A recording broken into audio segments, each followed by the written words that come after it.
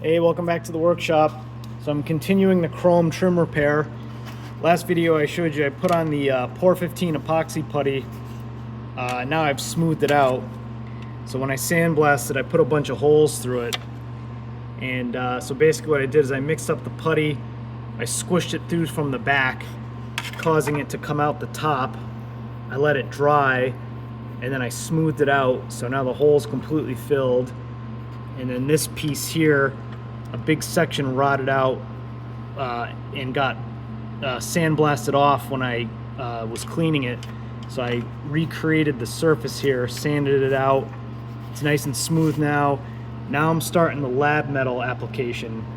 That's this stuff. Found this online. It's basically like body filler, but for metal. This you can powder coat. See, powder coatable. And my plan is to coat these pieces in Lab Metal and then powder coat it with chrome powder. Kind of like a cheap way of re-chroming these things.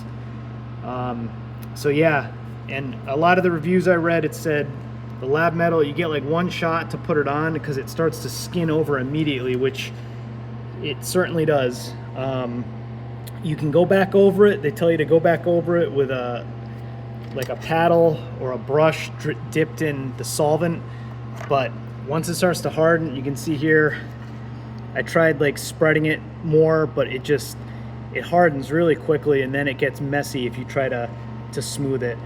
But I found that thinning it with their solvent really well and then brushing it on, it goes on pretty well.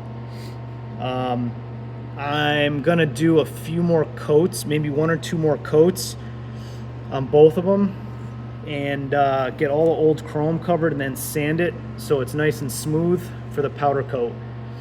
And it looks a little messy now, but I think I'm getting the hang of it, and I'll come back with more details on how it turned out.